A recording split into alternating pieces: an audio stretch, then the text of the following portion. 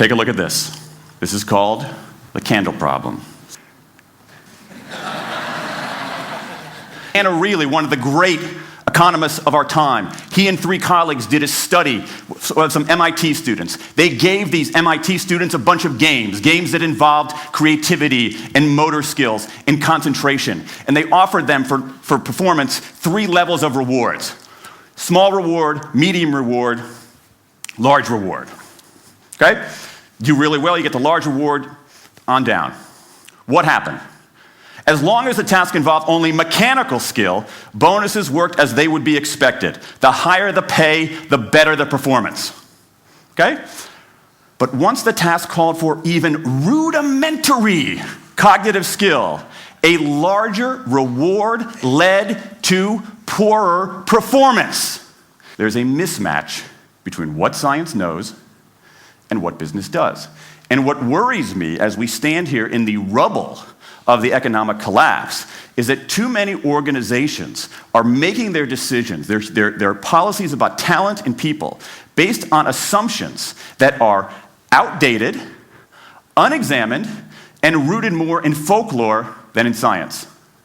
And if we really want to get out of this economic mess, and if we really want high performance on those definitional tasks of the 21st century, the solution is not to do more of the wrong things, to entice people with a sweeter carrot or threaten them with a sharper stick. We need a whole new approach. The good news about all this is that the scientists who've been studying motivation have given us this new approach. It's an approach built much more around intrinsic motivation, around the desire to do things because they matter, because we like it, because they're interesting, because they're part of something important. And to my mind, that new operating system for our businesses revolves around 3 elements: autonomy, mastery, and purpose.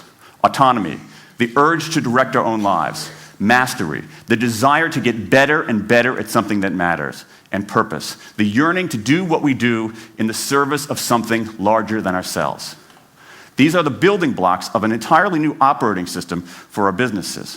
I'm going to talk today only about autonomy. How many of you have heard of the company Atlassian? Okay, looks like less than half. Atlassian is an Australian software company, and they do something incredibly cool. A few times a year, they tell their engineers, go for the next 24 hours and work on anything you want.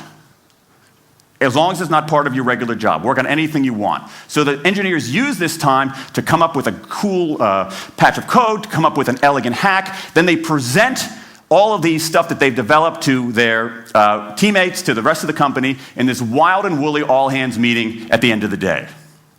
And then, being Australians, everybody has a beer. They call them FedEx days. Why? Because you have to deliver something overnight. It's not bad. It's a huge trademark violation, but it's pretty clever. That one day of intense autonomy has produced a whole array of software fixes that might never have existed. And it's worked so well that Atlassian has taken it to the next level with 20% time, done famously at Google, where engineers can spend 20% of their time working on anything they want. They have autonomy over their time, their task, their team, their technique. Okay, radical amounts of autonomy. And at Google, as many of you know, about half of the new products in a typical year are birthed during that 20% time. Things like Gmail, Orchid, Google News. There's a mismatch between what science knows and what business does. And here's what science knows. 1, those 20th century rewards, those motivators we think are the natural part of business, do work, but only in a surprisingly narrow band of circumstances. 2, those if-then rewards often destroy creativity. 3, the secret to high performance isn't rewards and punishments, but that unseen intrinsic drive, the drive to do things for their own sake, the drive to do things because they matter. And here's the best part. Here's the best part. We already know this. The science confirms what we know in our hearts. So, if we repair this mismatch between what science knows and what business does, if we bring our notions of motivation into the 21st century, if we get past this lazy, dangerous ideology of carrots and sticks, we can strengthen our businesses, we can solve a lot of those candle problems, and maybe, we can change the world. I rest my case.